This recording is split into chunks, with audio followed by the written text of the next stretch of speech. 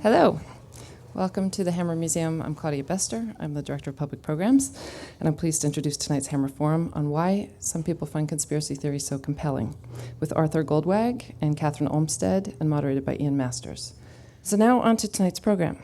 The Hammer Forum is a series of public discussions about current social and political issues, and it's made possible with the generous support of Andy and Branya Galiff. Tonight's forum is about why conspiracies are so appealing to people.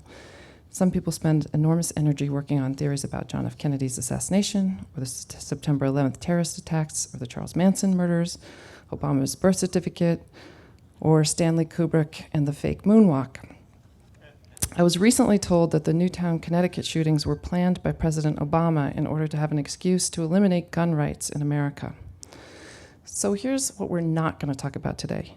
We're not going to investigate any conspiracy theories in an attempt to prove or disprove them. I'm bringing up this now because when we get to the Q&A portion, we want to hear genuine questions specifically for our guest speakers. Thank you for your support on that. The Q&A is not an opportunity for people to explain their own theories. It's not that we're censoring them. It's just about staying on topic. So please understand our house rules, including no videotaping, no recording, no disrupting the speakers, and no making speeches during the Q&A. So now I'd like to introduce our moderator, Ian Masters, who will introduce our guest speakers. Ian is a BBC-trained broadcast journalist who's covered national security affairs for over 25 years on public radio. He's the host of the Daily Briefing every Monday through Thursday at 5, as well as Background Briefing on Sundays at 11 a.m., all on KPFK 90.7 FM. Ian has been a senior fellow at UCLA's Center for Strategic and International Affairs and the UCLA Center for International Relations, and was a consultant to the Center for National Security Studies at Los Alamos Laboratory in New Mexico. So please join me in welcoming Ian Masters. Thank you, Claudia, and all of you for coming tonight to examine the growing phenomenon of reality shopping, where people increasingly find refuge in belief systems and ideological comfort zones that insulate them from real-world problems and the challenges we face. Since truth is becoming a moving target to be massaged, manipulated, and managed, little wonder the town square is vanishing, and there is no national consensus anymore on what is true, let alone what is real, as conservatives get their information from Fox News, liberals theirs from MSNBC, and Christians theirs from Christian radio and television. It has been said that history is written by the victors. But in an increasingly ill-educated country, instead of intentions determining outcomes, as is the case in the real world, a growing number of our fellow citizens are connecting the dots from outcomes back to intentions. And in doing so, speculative and conspiratorial history is making losers of us all. Losers, too, in the sense that if a few white men in a back room at an undisclosed location can hatch plots to manipulate and control the world, then the game is rigged, we are all screwed, so there's no point in voting, participating, protesting, or trying to make the world a better place. In a month from now, on November the 22nd, we will be observing the 50th anniversary of the assassination of President John F. Kennedy. And no doubt the conspiracy industry will be recycling their oldies and goodies as the tortured imaginations of millions of navel gazers still wondering who shot John, Bobby, and Martin will be fired up by freshly fabricated factoids that only reinforce the martyrdom complex of those on the political left who expect to lose, and thus do, as the American right charges ahead to seize power from those who abdicate it. Curiously, Kennedy's successor, LBJ, always believed Castro killed JFK for the simple reason that Kennedy had been actively trying to kill Castro. It's called blowback. And indeed, a Cuban double agent who was close to Castro beguiled the CIA station chief in Paris into believing he would kill his boss if given the tools to do so. And after getting assurances that the orders came directly from the White House, he returned to Cuba with exploding cigars and all kinds of lethal assassination devices now on display in a special museum in Havana. That same double agent, known as a dangle in the trade, met with Lee Harvey Oswald in Mexico City shortly before Kennedy was killed in Dallas. But that line of inquiry was never pursued by Oliver Stone or anyone else, and LBJ certainly did not go public with his beliefs because that would have created such a public outcry. The president would be expected to do something, and he knew he could not, short of starting another nuclear crisis with the Soviets. And therein lies a real conspiracy. Secrets are often kept from the American people because the need to know backfires into a demand to act. But if we look more soberly at our recent presidential history, the common thread is not so much about the assassins and the conspiracies they generate, but about the larger question of who controls our political destiny. If you consider an embittered Palestinian killed Bobby Kennedy over the sale of fighter jets to Israel and thus helped elect Nixon, and an obscure Iranian mullah had Carter twist in the wind, which helped elect Reagan, and a hopeless fanatic who goaded George W. Bush into an endless war on terror, which has weakened us more than bin Laden could ever have imagined, you have to ask, who is in charge here? The American people, or a few Middle Eastern misfits who pick our leaders and whipsaw our politics? So it is particularly galling that America's two most incompetent presidents since Buchanan, Bush and Cheney, are being dignified by the conspiracy theories of the 9/11 truthers, who assume W and Dick were evil geniuses able to get 19 Arabs to fly jumbo jets into buildings to rescue their failed presidency. Sadly, this only serves to distract us from their real culpability, which is their reckless endangerment of the United States due to Bush, Cheney, Rice, and Rumsfeld's willful disregard of repeated warnings for which they should have been impeached on the basis of the dereliction of their primary responsibility, which is to protect and defend the American people. So it is fitting that an historian will start off tonight's discussion on why people prefer to believe speculative conspiracy theories than face daunting real-world challenges. Kathryn Olmsted will speak first, followed by Arthur Goldwag, and then we will have a brief discussion, then extensive Q&A with you, our audience. Kathryn Olmsted is chair of the History Department and professor of history at the University of California, Davis, who has written extensively about the cultural and political history of the Cold War era.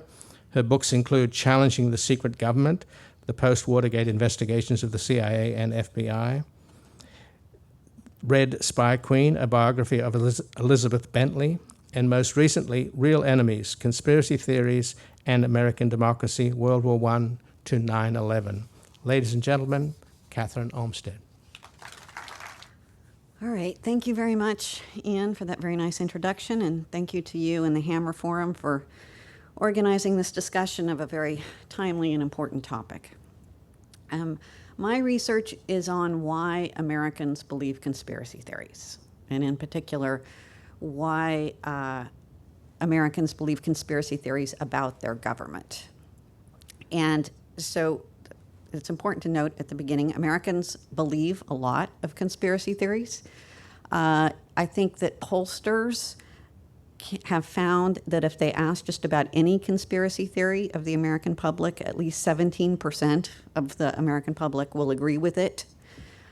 So there are recent polls, for example, that show, well, 1 in 4 Americans still believe that Saddam Hussein was plotted the 9/11 attacks, that there's a conspiracy theory involving 9/11 and Iraq, even though there hasn't been any evidence to support that. About 26% of Americans believe that Muslims are covertly implementing Sharia law in the court system as part of a plot to take over the country.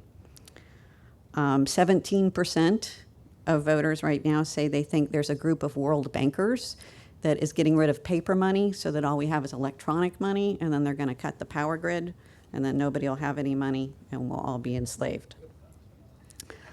And then, of course, there's the birther conspiracy theories that are believed by 1 in 4 Americans and more than 1 in 3 Republicans who think that Barack Obama was not born in the United States and is not eligible to be president.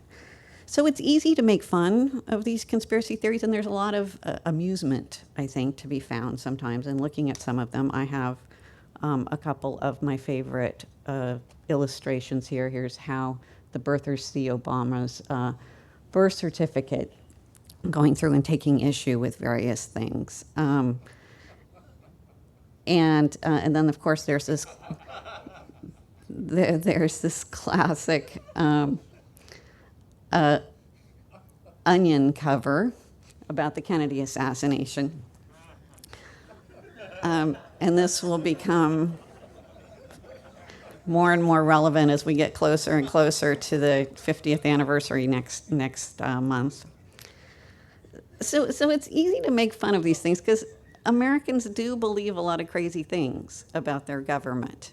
But my role here tonight as a historian is to talk a little bit about why and put those crazy theories in historical context. And a very, very short summary of my research is that Americans believe crazy things about their government because their government has done crazy things.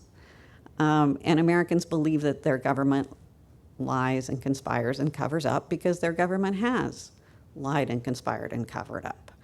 And so it's really important to understand the historical origins of these anti-government conspiracy theories in order to address them and then to move on to solutions.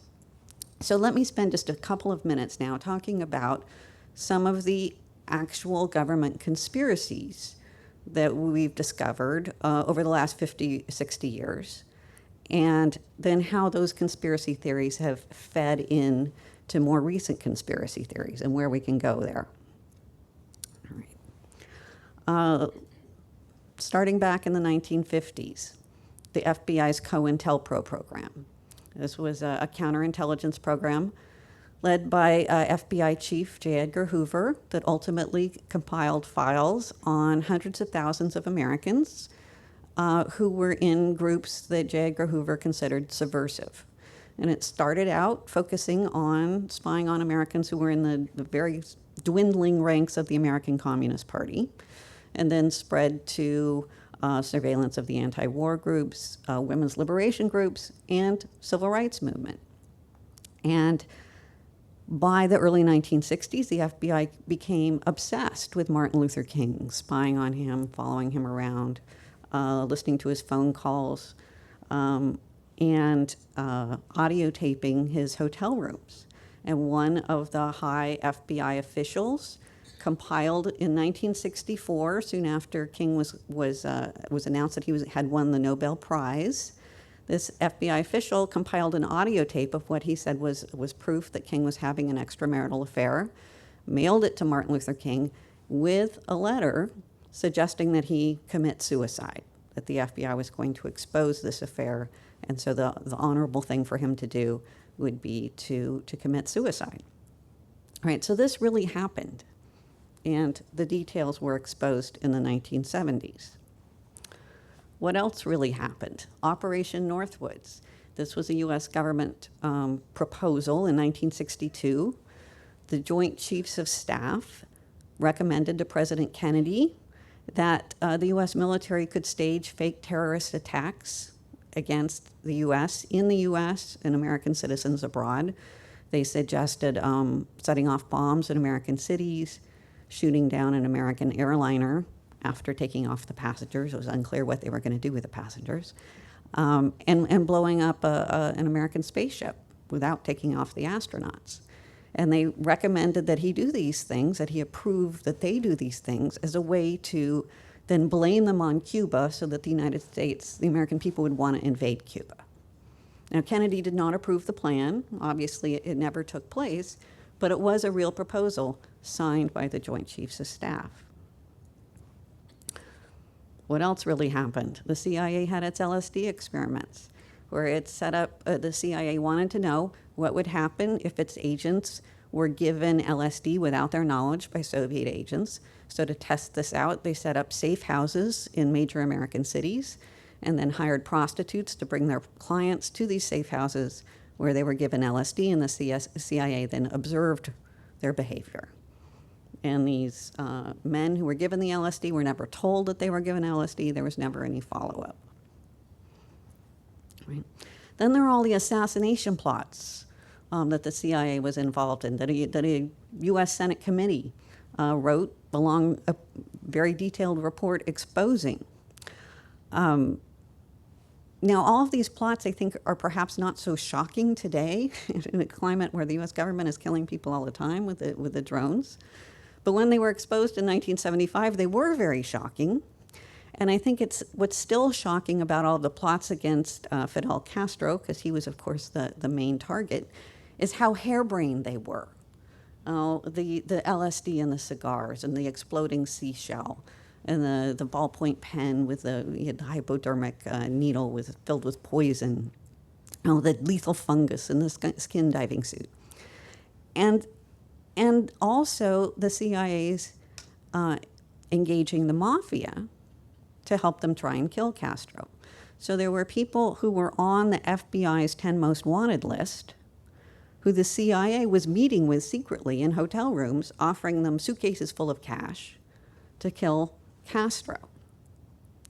And when all of this was exposed in 1975, then there were even weirder aspects that came out.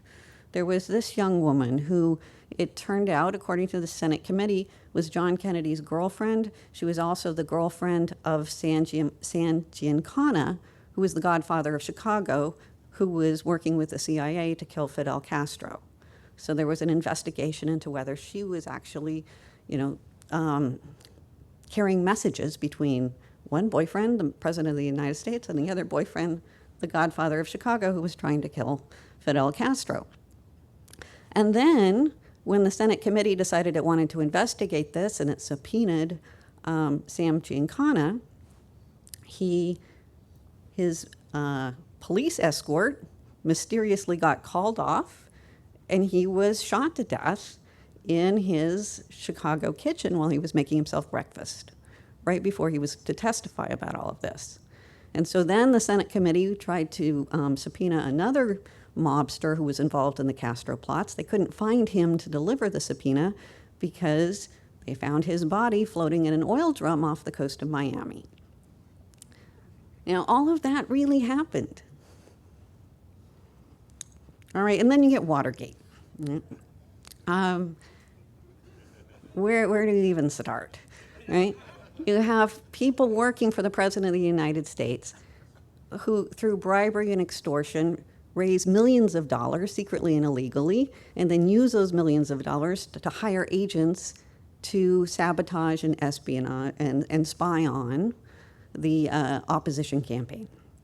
And then when it's exposed, then they launch this massive cover-up involving the president himself, led by the president himself. And he tries to enlist the FBI and the CIA in helping him to cover it up.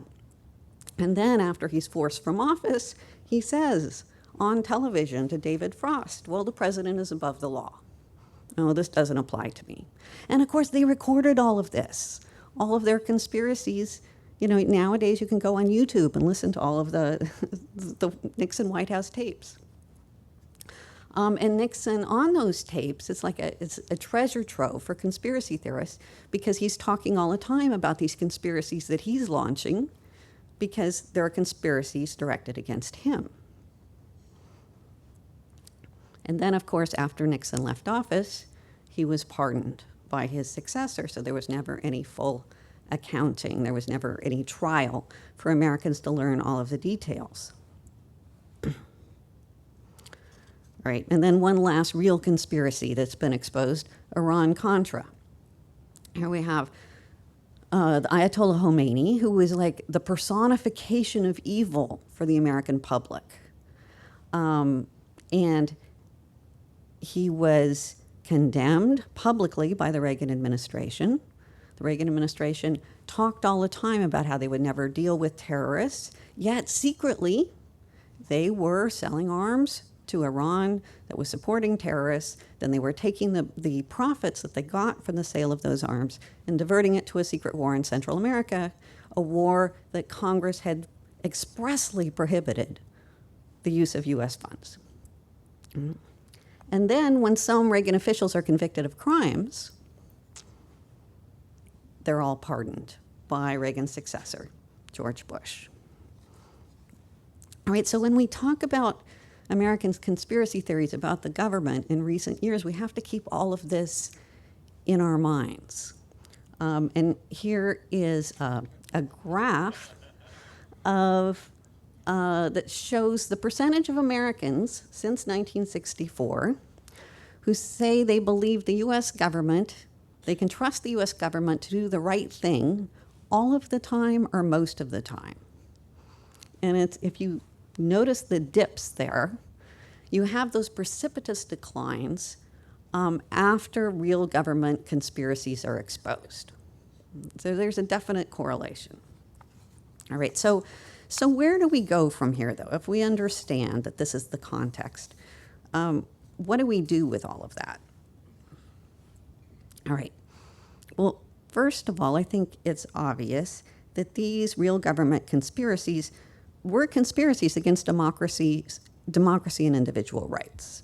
And when the U.S. government dropped LSD into the drinks of those men in the CIA safe houses, when they offered cash to these mafia gunmen to kill Fidel Castro, they made the most outrageous conspiracy theories seem plausible.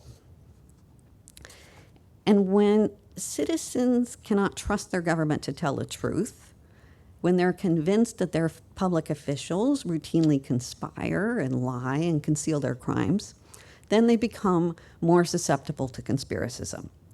And they become less likely to trust the government to do anything, to conduct fair elections or spend their tax money wisely, protect their children, or protect the planet. And so the result is that you have fewer and fewer citizens voting and more problems pushed on to the next generation. And the next generation is even more cynical about the possibility of reforms. So if Americans want to stop conspiracy theories from spreading, they need public officials and journalists who challenge and demand proof of the executive branch's version of history. They need strong oversight laws, they need watchdogs, and they need to hold their government accountable. But I think it's important tonight when we talk about conspiracy theories to remember that though anti-government conspiracy theorists often get the details right, they get the details wrong. They get the details wrong all the time. They get the basic issue right. And that the secret actions of the government are often the real enemies of democracy. Thank you, Kathryn. Arthur Goldwag is an author whose books include The Belief Net Guide to Kabbalah, Isms and Ologies, Cults, Conspiracies and Secret Societies, and his latest book is The New Hate, A History of Fear and Loathing on the Populist Right. He writes for the Washington Spectator, and he has a recent article at Salon.com, Conspiracy Theories, the Republicans' Last Refuge. Ladies and gentlemen, Arthur Goldwag. So I want to start with a few words about where I'm coming from. I'm not a professional historian or a credentialed journalist. I'm a freelance writer who wrote a book called Cults, Conspiracies and Secret Societies. My point of view when I started out was less political than skeptical. But as I got into it, I was struck by how old and how similar so many cults, conspiracies, and secret societies are purported to be. There's a narrative template going back thousands of years, and it includes the same archetypal elements that are often identified as conspiracy theories today. As for the term conspiracy theory, it is a loaded and frankly a bad term, one that unfairly besmirches all theorizing about conspiracies, which do, of course, exist. As my co-panelist just told us, many disreputable 20th century American conspiracy theories started out as reactions or rejoinders to equally hard-to-swallow theories put forth by officials who had something to hide. Dick Cheney's lies about Iraqi weapons of mass destruction lent credence to 9/11 truthers' most florid suppositions. the FDR administration's shameful efforts to scapegoat Pearl Harbor military commanders raised the nervous-making feeling that they hadn't told the whole story. Again, conspiracies do exist, though they are rarely as grand or as seamless as the ones that conspiracists seize on. Moreover, there are broad tendencies in our culture, for example, the simultaneous worship and resentment of money, an anti-Catholic bias that goes back to the original colonization of the U.S. by dissenting Protestants, and the tendency to conflate U.S. exceptionalism with Christian eschatology. All of this encourages us to believe that these conspiracies are even grander and more seamless than they are. Bracketing all thinking about conspiracies with tall tales and outright delusions about James Bond supervillains who operate out of hollowed-out volcanoes is unfair and misleading. Some anti-government conspiracy theories, that the Tonkin Gulf incident didn't happen as reported, for example, or that the CIA was involved with international dope dealers, are so far from being ridiculous that they turn out to be true. Reagan was selling arms to Iran. The NSA does have access to your emails. Still, there are theories and there are theories. Scientists know the difference between unfalsifiable ones and genuinely scientific ones. Theories about conspiracies are harder to put to the test. Absence of evidence, to quote Donald Rumsfeld, a name that figures in much recent conspiracy thinking, is not evidence of absence. But for better or for worse, the term conspiracy theory, which the OED dates back to 1909 in an article about the Missouri Compromise, is now used almost exclusively as a pejorative. One unfortunate result of that is that people like me, who are critical of lurid political theories, are presumed to be uncritical apologists for government. I think most people actually know the difference between a conspiracy theory in its pejorative sense, say that the Fed takes its orders from a secret society of Jewish elders who cause depressions and wars to further their plan of ruling the world, in its literal sense, such as a serious inquiry into Oswald's relationship to the CIA. One turns on an absolute idea about the way things are and the immutable nature of the enemy. The other is more forensic, but truth can be stranger than fiction, and we need to respect that. Let's say I propose that a cabal of congressional Republicans have been quietly working with a roster of little-known political organizations, many of them funded by a pair of shadowy billionaire brothers, to bring the country to the brink of financial ruin, perhaps by forcing it to default on its debt. I'd understand it if you thought I was talking about a conspiracy theory, but really I'd be describing the sausage-making that goes on in politics, the blurry lines between lobbying and influence peddling, and the unhinged programmatic hatreds that drive a lot of them. Hatred, I think, is pretty much a constant in this kind of thinking. But if there is any doubt about what a bad conspiracy theory is, I'd like to submit as my Exhibit A this theory proposed by an anonymous author at the Canadian website Press Corps, and promoted a couple of weeks ago by WorldNet Daily columnist and Fox News contributor Eric Rush, sometimes known as the Other Rush, on his internet radio show. Part of what makes this a classically bad conspiracy theory, besides its tendentiousness, is its meanness. It's like a push-pull. Its sole purpose is to propagate a meme that demonizes and delegitimizes the president. The Navy Yard shootings in D.C., this theory goes, was a false flag incident perpetrated by the Obama administration to stop the Navy from arresting the president for treason. The victims of the shooting, who were all NCIS commanders, the story continues, had discovered that Obama was plotting an even more horrific false flag. He was going to explode a nuclear device in Washington, D.C. to justify going to war with Syria. One way of judging a theory is by looking at its source. Conspiracy theorists, as Karl Popper noted a long time ago, start out by asking cui bono, who benefits? Debunkers can do the same. Scanning the headlines at Press Corps, I couldn't help noticing another article, this one bylined by Paul W. Kincaid, the site's editor, that reveals that the Vatican, the UN, and the Third Reich have been working together on a covert and sinister plan to exterminate, and I'm quoting now, as many as 3 billion people through Vatican unholy wars of terror against Muslim and Jewish states, designer diseases, and famine. This story really astounded me because it sees both Jews and Muslims as victims rather than perpetrators, which, trust me, is not what you usually read on websites of this kind. Some of the most virulently anti-Islamic websites today, many of them run by Jews, feature stories that could have been written by 1930s-era anti-Semites like Elizabeth Dilling or Gerald Burton Winrod. Only the word Sharia replaces the word kahila, and instead of out-of-context quotes from the Talmud about the necessity of fooling the Gentiles, they pull passages from the Quran about the supposed doctrine of Turiya. The theories that we file under the unfortunate rubric of conspiracy theories are theories of everything.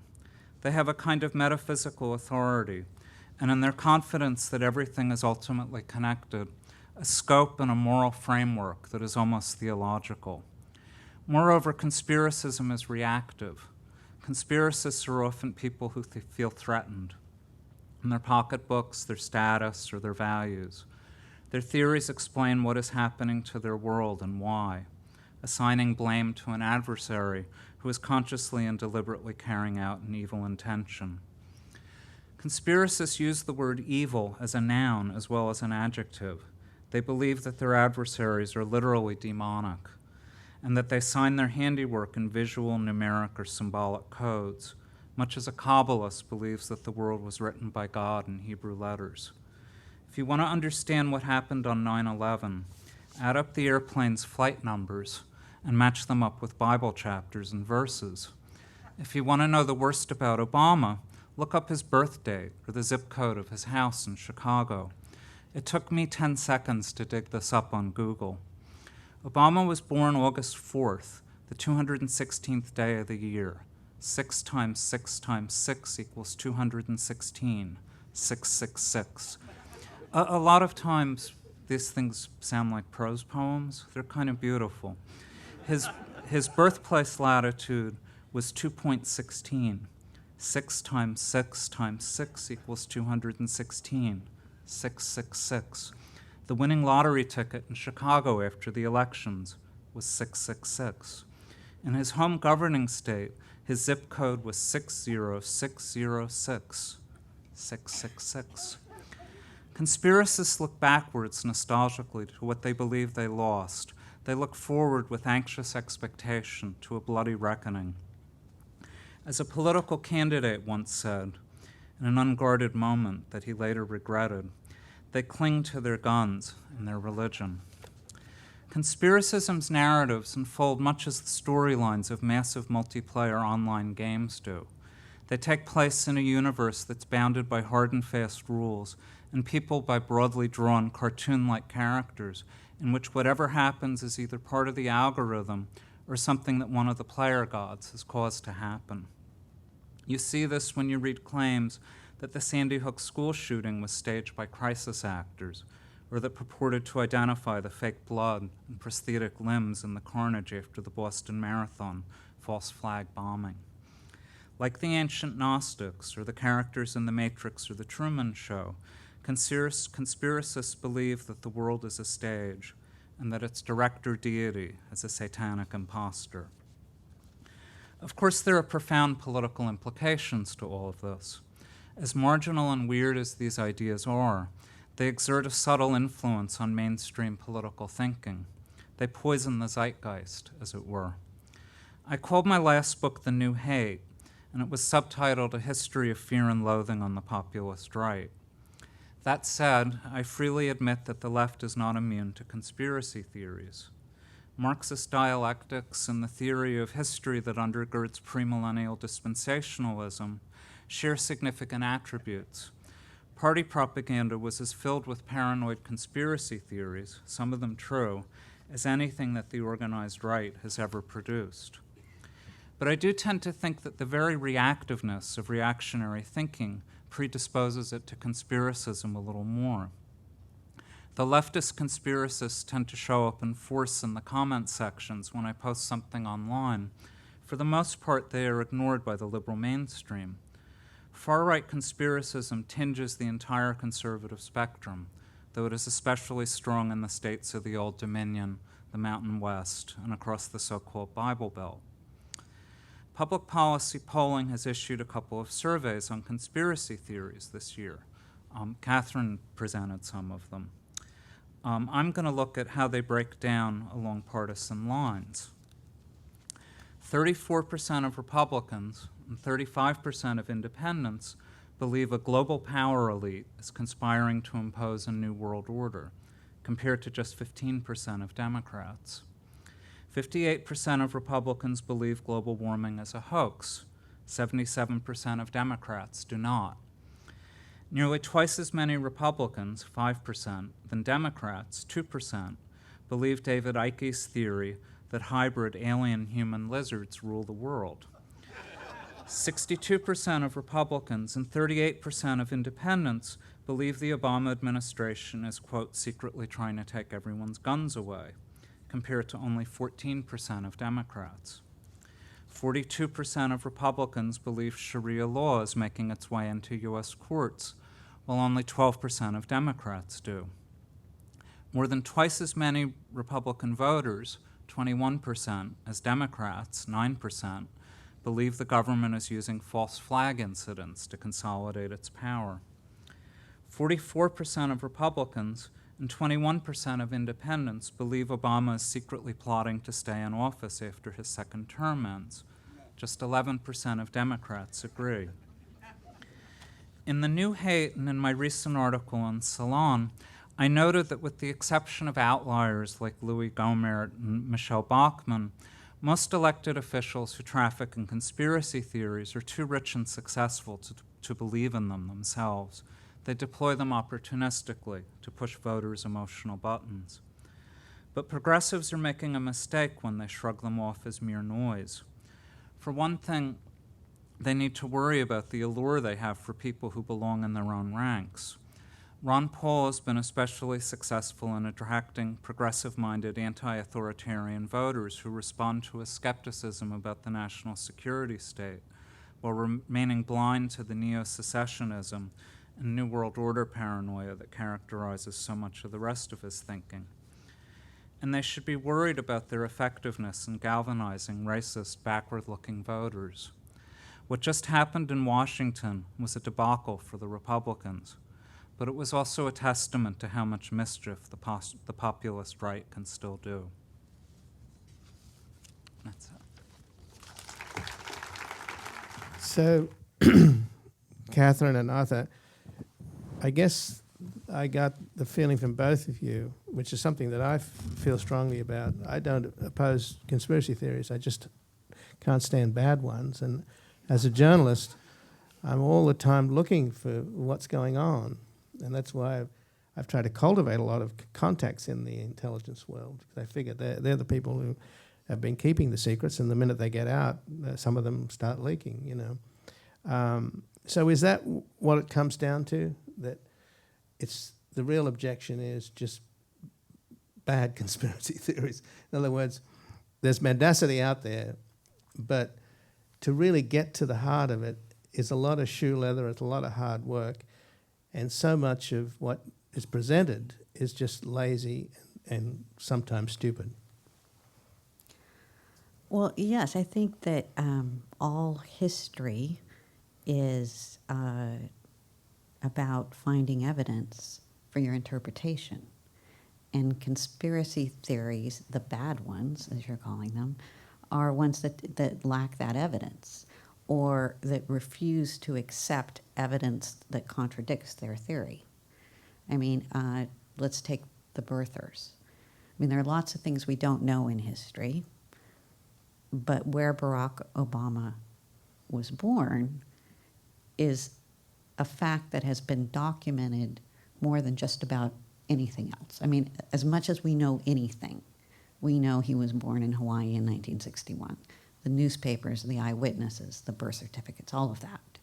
You know, yet there are people who refuse to accept that, who push away all of that evidence, right, and construct their own theory based on no evidence. So that's bad history.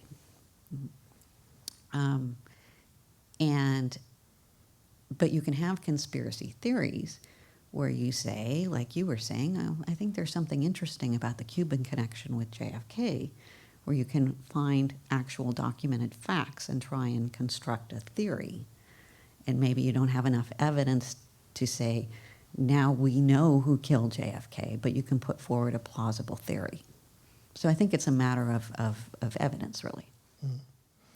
And Arthur, do you accept the premise that one of the challenges we have as a society is the balkanization of information, the phenomenon of reality shopping, where people find their own truths and there's less and less of a national consensus about what is true, and all you have to do is watch, Fox or MSNBC. There's alternative realities out there, and you've got this new phenomenon of spin doctors, whose job it is to actually massage, manage, and shape the news according to a fixed agenda.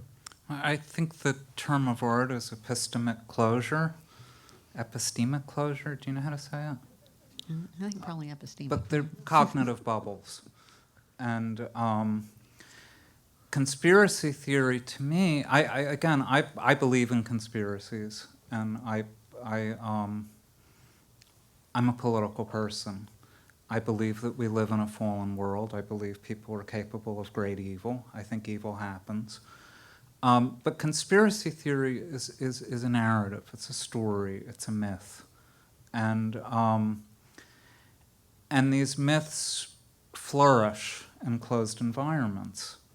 And I think, if you have if you can information shop, then your theory is never challenged.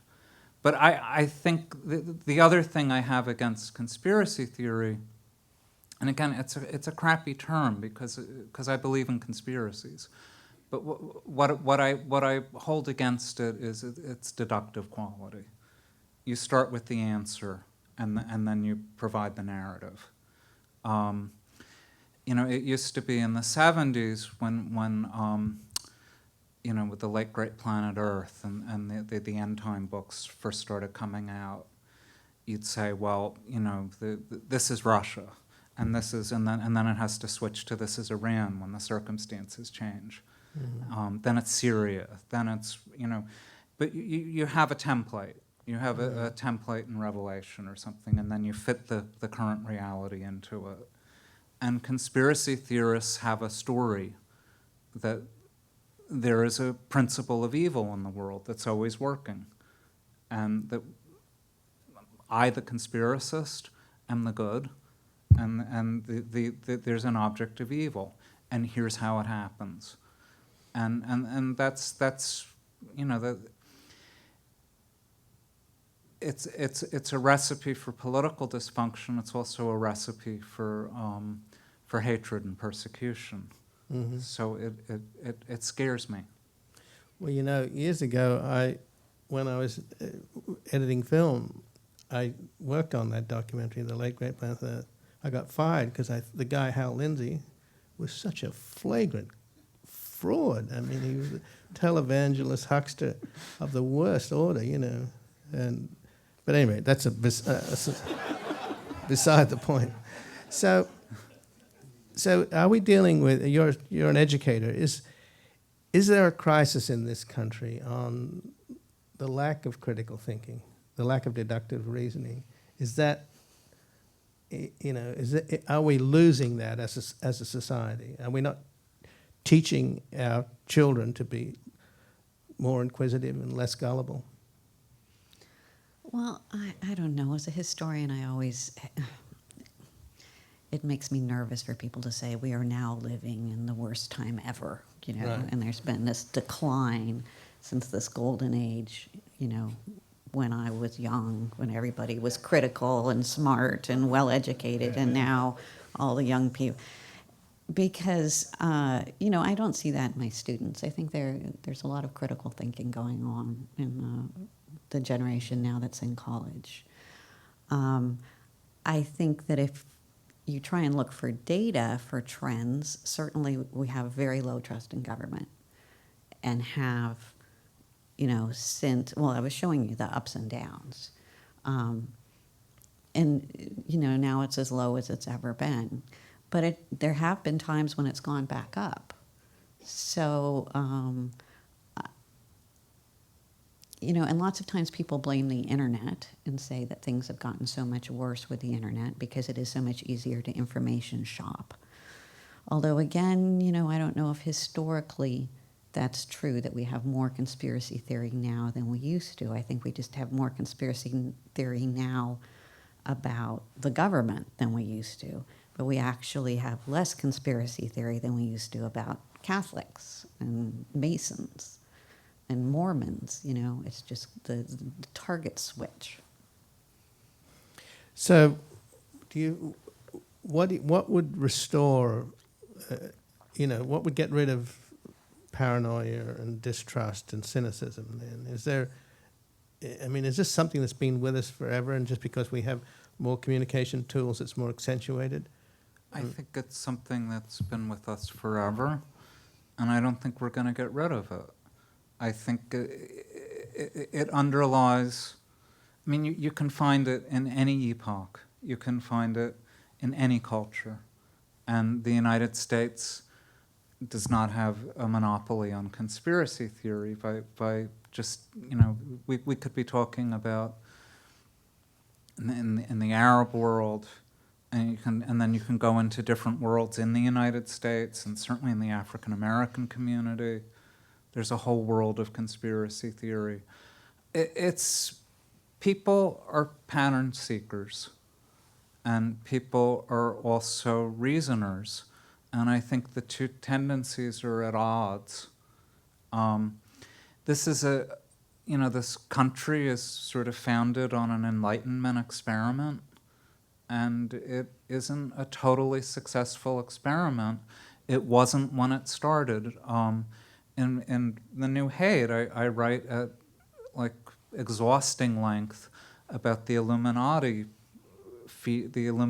panic in the 1790s. It was no different than McCarthyism.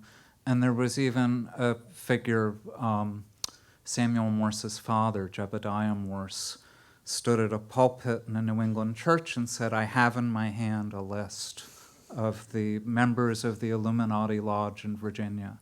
And the story was that Jefferson was one of them. And, it's going to always be there. What scares me is when there aren't grown-ups to adjudicate and provide texture. What I can't stand is when elected officials jump in. But they've always done that too. There's always been a minority of elected officials that are signed on to these things. So Darrell Eisler is not a new phenomenon. Not at all. But I want to get to the Q&A, but the job of an historian, or the job of history, seems to be to winnow out a lot of the stuff, the wheat from the chaff, and to get finally to reach a consensus about what is true. And of course, I was mentioning in the opening that now with the Karl Roves of this world, truth is a moving target.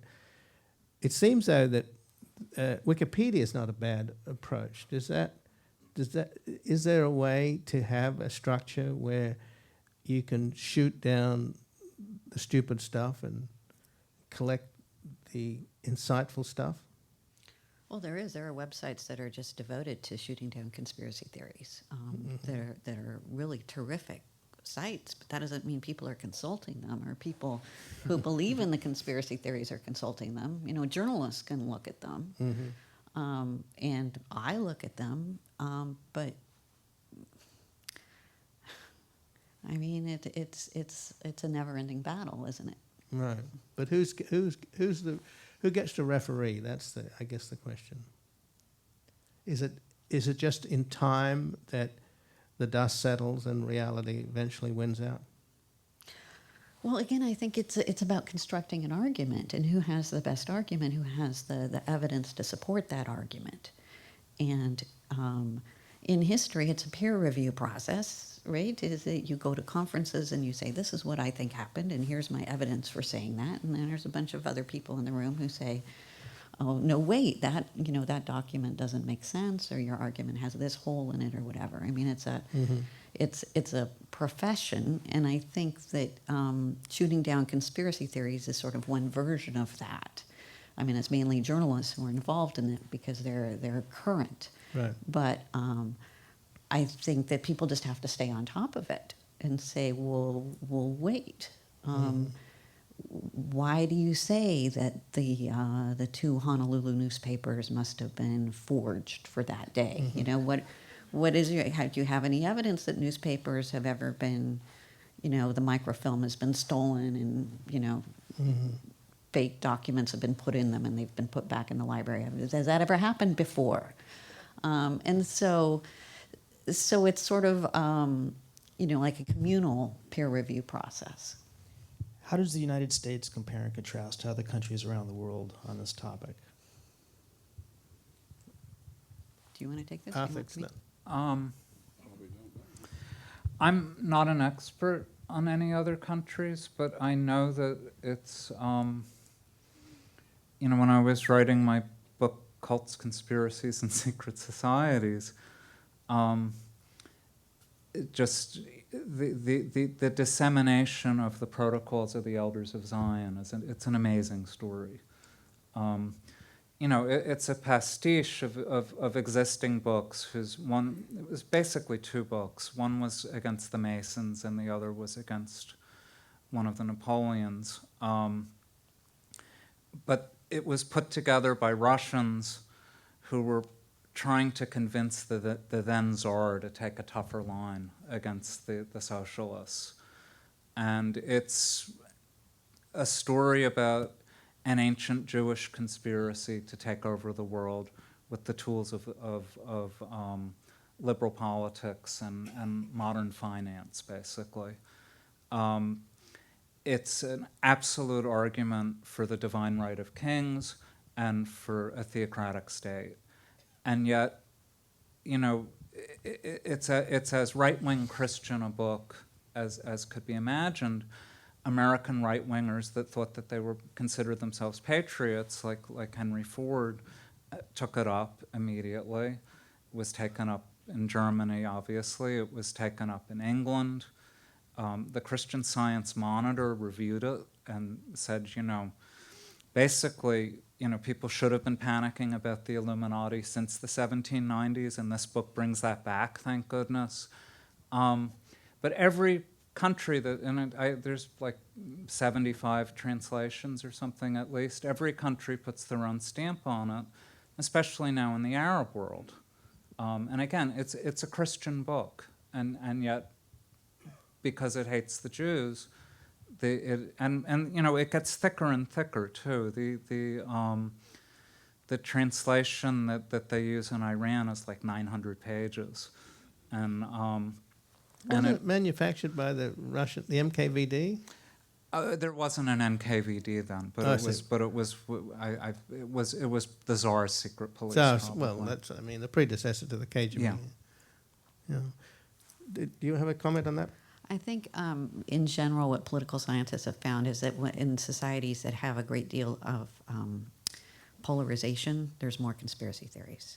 Is that people who are on the margins believe that, they would be in charge if it wasn't for the evil people on the other side who are blocking them. If you have more consensus in a society, then there tend to be fewer conspiracy theories. Well, I have a little interesting take, I think, on the idea of conspiracy theories. And that is, someone presented me with page 107 of the Affordable Care Act. And I don't know if any of you have ever Googled page 107, but I would recommend that you do so, because I've been told that there is an exemption built into the law for Muslims. Now, you can present all kinds of things and documents to prove or demonstrate that this isn't the case, but those believers who believe that, you are not going to convince them, and I know it. I've tried many times, but I don't know if any of you have seen that, page 107. It's very easy to Right. Google. Well, it's and do some amazing that research. I thought the whole thing crashed, but I guess page 107 survived. All right. Do academics who deal with conspiracy theories ever treat religion as a conspiracy theory? Well, there are religious studies professors who study conspiracy theories in religion. So, anti-Semitism is a powerful conspiracy theory. But I think the idea that religion itself is a conspiracy. Oh, that religion itself is a conspiracy theory. Well, that's a little too general for most academics. I think we like to sort of get down in the specifics. But I mean, there are academics who study all aspects of conspiracy theories. The religious one, there are people who do the psychology of conspiracy theories. Like we were talking earlier about pattern seekers. There are psychologists who say that the way the human brain works predisposes us to conspiracy theories because we don't like randomness. We like to see patterns. And there are sociologists, anthropologists, so there's all kinds of different disciplines who look at the conspiracy theories. You had mentioned earlier there were some websites to go to for clear information. What would some of those websites be? I like Snopes.com. That's SNOPES? Yeah. And then there's one that's put out by a journalist in Florida, and I can't remember the name of it, but I'm sure if you It's the people in Tampa. yeah, in Tampa, the Tampa Truth Site. It's journalists who check conspiracy theories. There's a guy, I don't know his real name, but he calls himself Dr. Conspiracy. And he has a website that's just mostly devoted to birther issues. And he's fantastic. It's a really interesting website. So, by the way, how do the politics translate with the birthers tend to be on the right, and Fox News has pushed that pretty hard, and on the left, I'm with Pacifica, who keep pushing the 9/11 truther thing. So, how does it work out in terms of the right and the left? Because there's this character, Alex Jones, who was the producer of the first film about the 9/11 conspiracy called Loose Change, and a lot of leftists, follow that theory. But on the other hand, he's a rabid right-winger who was close to the guy at Waco who brought about that conflagration, and of course believes that the Boston bombing was a false flag operation, etc. So how does it translate? Is this an equal opportunity thing where conspiracies on the left and the right sort of meet somewhere? Right. Well, I'd say a couple of things about that. First of all, of course, when you have people at either extreme, they feel like their ideas are not getting the hearing that they should, right? Because the people in power have pushed them to the extremes. So it's people who are on the far left and the far right who are most inclined to believe in conspiracy theories. And then also, yes, meeting in the middle. Michael Kelly had an article in the New Yorker many years ago about what he called fusion paranoia, which he said Fusion paranoia? Fusion paranoia. If you have like a political spectrum and the right and the left, they bend and fuse. And there are some conspiracy theories that are really sort of indistinguishable whether they're right-wing or left-wing. I mean, you called Alex Jones a right-wing figure, but I think he has a lot of appeal to a lot of people on the left as well. Well, clearly, yeah. I would make the point that populism, it involves elements of the right and the left. And Hofstadter, in his book, The Age of Reform, he really notes how many of the really radical agrarian populists of the 1890s, by the 1920s, the ones that were still alive, were quite conservative. The situational politics changed. Anti-elitism, that can bubble up on the right or the left, and I think anti-elitism is an element of bad conspiracy theory almost all the time. Well, nowadays the 1%, the Koch brothers are propagating it. So that's Well, a turn in it. And again, I say this about conspiracy theory. I don't say this about politics. You know, Right, I I understand. have my own ideas about who Right. the elites are. This gentleman here in the fourth row. Oh, I already have a Oh, mic sorry. here. Go ahead. Sorry. Have either of you ever heard any credible theories around CIA involvement in the mass suicides of the Jim Jones incident in the late 70s? Well, wasn't one of the people who shot up, who was close to the Jim Jones, didn't his father was in the CIA, wasn't he, or something? That was about the only thing I recall. But what would the CIA gain from that? Wasn't there a U.S. congressperson killed in that? The congressman was very anti-CIA and had actually made a lot of statements about things that he was going to expose. And that provides a germ of conspiracy theory. An interesting fact about Jonestown is that Mark Lane, who wrote so much about the Kennedy assassination, he was Jones's lawyer. He was there, and he came back and wrote books about a plot at Jonestown. There's a lot of there's a lot of theories about Jonestown. I don't find them particularly credible, but there's a lot, and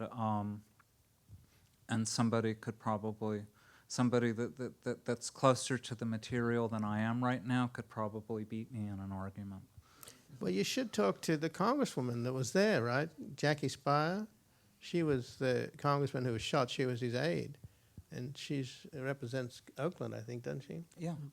I'm sure she's got something to say. I haven't done research on this myself, but I've talked to people who have, and they say the theories aren't credible. And in fact, they get quite upset about the theories because they believe that those theories sort of somehow dishonor the people who died there. Yeah, well, it does seem like a genuine nutcase. The fourth row there. Thank you. This is a question for Professor Olmsted. It goes to the issue of evidence that you were referencing earlier and really the ultimate authority to that evidence. I'm from Iran originally, where back in 1955, if you were to claim that the CIA and MI6 removed Prime Minister Mossadegh for the Shah 2 years earlier, you would have been a conspiracy nut who'd be imprisoned, shunned, institutionalized, or killed. Over here, you would have been ridiculed as well. Now, it's considered formal history based on declassified CIA documents and admissions. So considering that governments retain ultimate access to information that could cause political instability, who or what then is in charge of the historiography or the establishment of that history, formally codified history? Who is in charge of the historiography of world events? That's a good question. So who is in? Who writes the history? Based on what evidence? Who's in charge of that evidence ultimately? The winners. Well, in the United States, we have this very unusual system in which we have, since World War II in particular, a government that's very secretive, that conspires, that does that carries out conspiracies at home and abroad. We also have a democratic system and checks and balances. And so oftentimes, 10, 12 years later, there's a different party in power that decides to investigate and go back and find those sort of documents. So, for example, a lot of the stuff that I was talking about today was the government uncovering examples of past government conspiracies. It's the Congress looking at executive branch conspiracies. And it's from years earlier, so it's kind of safe at that time, but still quite controversial. So in the US, we actually have, I think, a government that, because it has these imperial tendencies now, carries out a lot more conspiracies than many other governments, but also a government that produces a lot more documents ultimately about those conspiracies. So I think that as historians, we do uncover a lot as time goes on. Now, the problem, of course, is that the very recent administrations, the Bush administration and Obama's know better about this, have not been declassifying documents nearly as quickly as they were for a while, from Ford through Clinton. And as a result, we're not getting a lot of the stuff that we should be, that we were in the 1990s was sort of the golden era of doing historical research because the government was declassifying a lot. So, I mean, there are fluctuations, but as far as who's in control, all I can say is that, you know, there's a profession of people who are trying to tell what happened in the past. They look for documents, and then they publish those documents. They publish stories based on those documents, and then other people read those and look for holes. As I said, it's a peer-reviewed profession. So that's how it works. But, you know, it seems to me, though, that I don't know who's at fault here, but so much of the focus has been on Mossadegh and the blowback with what we're still experiencing in Iran today, and people feel very strongly about it in Iran for obvious reasons. And recently Obama made a kind of tepid apology, or at least he referenced it. But my reading of what happened there's a bigger story in many ways, which is the Brits started this thing with gunboat diplomacy. Well, they're afraid of Mossadegh nationalizing their holdings. They controlled the Iranian oil. So there was a coup within a coup. The CIA ended up being the police force for the American oil companies, who ended up taking over from the Brits. So that part of the story I don't think has ever really been told in a way that's useful. So that again gets back to my theory that so much of this is just not good reporting, you know, that we get distracted, and there's usually a lot more to be peeled off, you know, and that just requires shoe leather and work. So anyway. Thank you. I'll have to tell my girlfriend about that.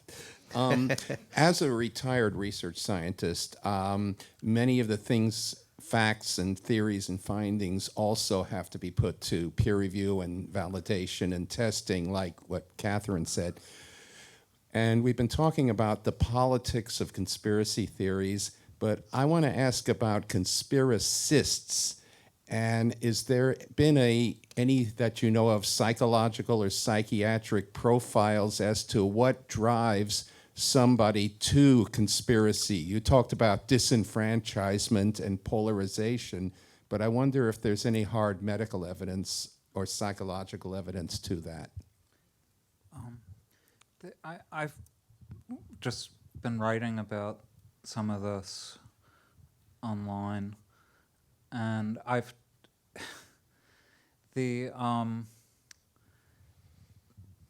there isn't a lot of psychiatric literature. There's a fair amount of psychological literature. It's pretty tentative. What's interesting is there are political scientists have taken up some of or using neurological theories and modeling neurological theories. I've always had this fantasy that you would take like a professional racist and hook them up to a brain imaging thing, and show them particular documents to see where, you know, to see what lights up in the brain. I think what you'd find is that the same stuff lights up as with anybody else. I mean, conspiracy thinking is very, very widespread. What's sort of mysterious is why some people completely fall under its influence. The psychology is not that. This is like a way of answering an earlier question. It's not unlike religiosity in lots of ways, and I think, in some respects, when you write about cults, they're religious people use cult as a pejorative term, the way that like we use conspiracy theory as a pejorative term. But, you know, really what a cult is just a religion that isn't established. It's a religion that doesn't have a lot of money. It doesn't have a lot of proponents. And Except for Scientology. but you know, it's a really interesting topic, and but you know, I hope that more work is done on it. But at the same time, you know, people that believe conspiracy theories aren't all crazy. Although what's interesting to me again is like when somebody has Alzheimer's disease, no matter what culture they're in, they're going to get paranoid. At some point, with you know, when the brain is breaking down, they're going to start saying that the people that their caregivers are stealing from them. And there was a study in Australia about old people and prejudice, and it was the conclusion was that old people lose some of the inhibitory mechanisms, and just as a factor in aging, they're more likely to shoot their mouths off about people, so that they really are more prejudiced. They're not more prejudiced than other people, but they're more likely to express it. Kathryn, have you looked into this at all, the psychological aspects, whether there's a profile on people who are susceptible to conspiracy? No, I think he's right. It's very tentative at this point. Mm-hmm. You know, the general profile that human beings like someone to be in charge, Mm-hmm. that it makes us all feel better. Mm-hmm. And so we'd rather that someone evil was in charge than that no one was in charge. Right. Well, it's been said that people who talk to God are religious, and people who God talks to are schizophrenics. So, yeah. I'd really like to hear briefly from each of you, if you would, please. What would you consider as truth within the, as you say, and you agree upon the theories that are correct, the ones that are scientifically going with after the truth? What would you say is that which they're trying to unveil? I'm not quite sure that. Can you explain a little further about what that question means? Yeah, if you agree upon with some of the theorists as considering them scientific, what is that which they are? I mean, because if they suspect and they're truly scientific, what would you say is that which they're deducting towards? What would you say the hider is hiding, if there's something as that? As in your perspective, just briefly. I'll be really, really brief. Truth is elusive, but there are some things that are falsifiable and some things that aren't. And if you put, this is from Karl Popper, basically, he's a philosopher of science. If you have a theory that can be disproven, and people aren't able to disprove it, then the theory becomes established. It always stays a theory because there can be a black swan or whatever, but it becomes established. If you have a theory that can't be disproven, because you can always add another epicycle to it, you can always add another bell and whistle, then epistemologically it's not true. So